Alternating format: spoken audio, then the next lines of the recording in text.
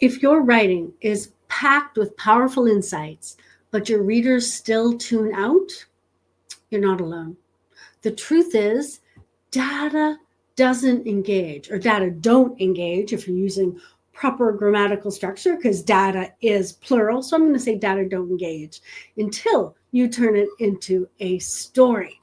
In this video, we're exploring what happens when you start with story, not stats, and why that shift is the secret to turning data into impact.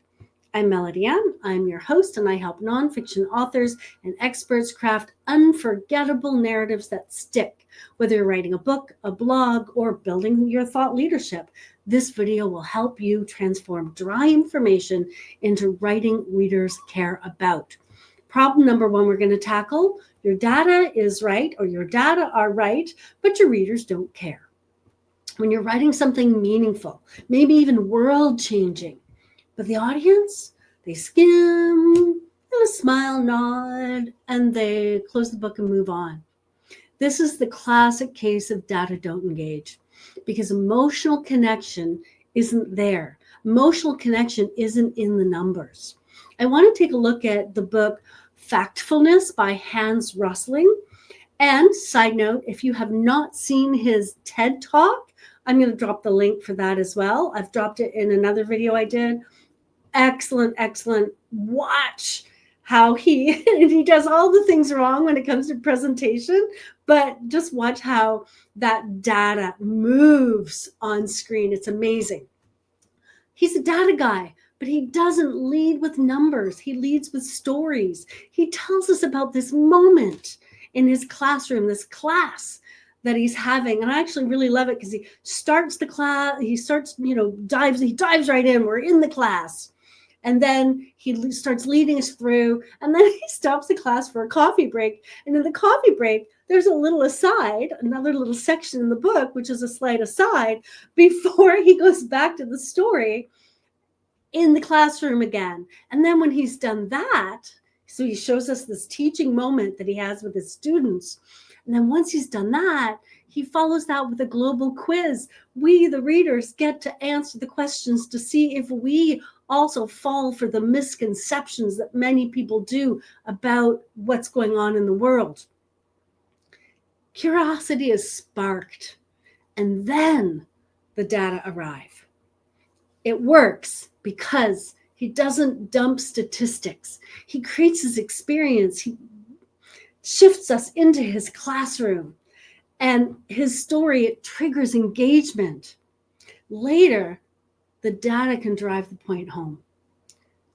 But the storytelling, that's the bridge to the deeper reader engagement. So what's the story? What's the story? What's the story here? What's the takeaway here? Don't start with data. Start here instead. A scene, a surprise, a challenge, a story. This is the secret to turning data into impact. First, you build some tension and curiosity, intrigue, and then you deliver the numbers. Okay, problem number two, your numbers are brilliant, but you're losing readers. You got powerful insights, but they're just buried under these really dry prose. Because even if your facts are groundbreaking, you are losing readers when it feels like reading a report. I want to talk about the book Moneyball by Michael Lewis. He doesn't start with facts. He doesn't start with spreadsheets. He doesn't even start with the Billy Beane story. It opens in this scene of these old school baseball scouts watching prospects on the field and talking about, what are they looking for? They treat these prospects like sports cars. Right? It's more like they're at a car dealership talking about cars than they are potential star baseball players. So he doesn't begin with even the Billy Beane story or spreadsheets.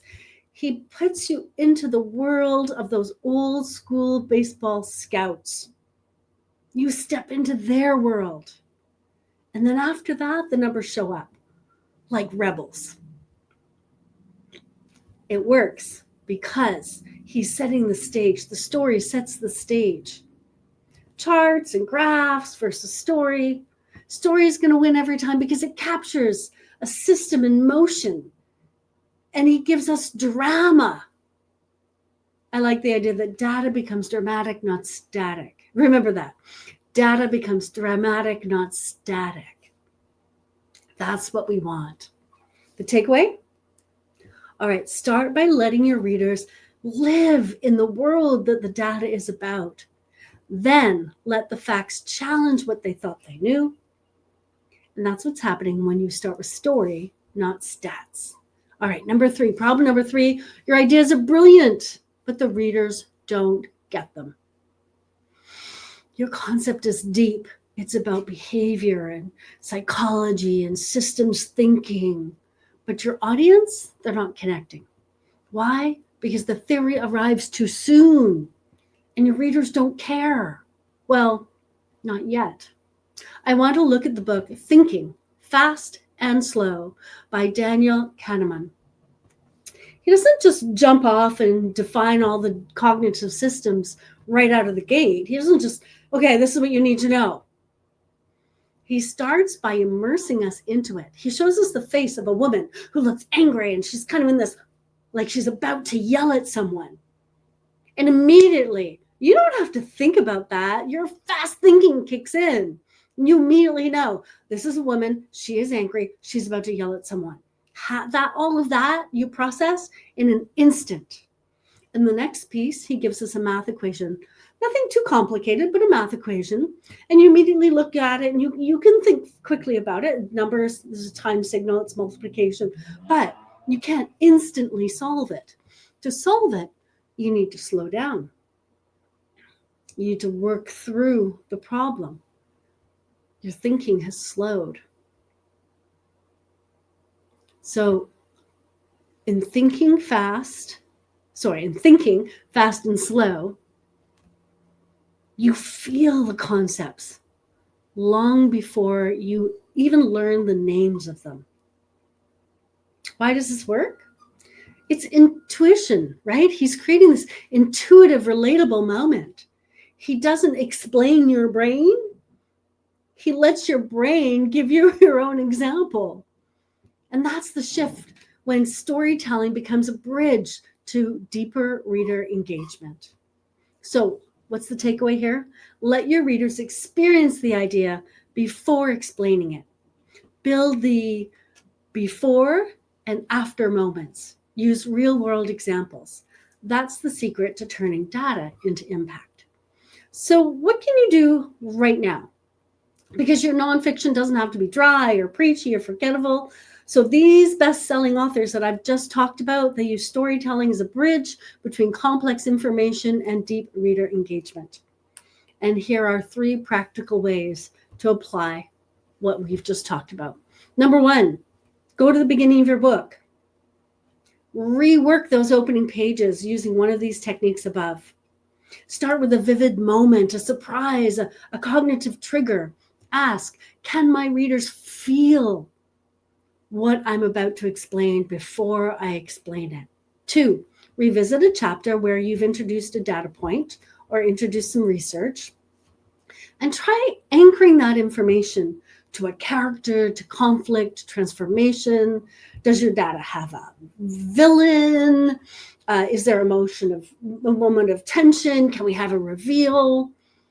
Rework some data points into story. And if you want some help, number 3, if you want some help applying these storytelling tools to your own manuscript, you can get support through Author Nation.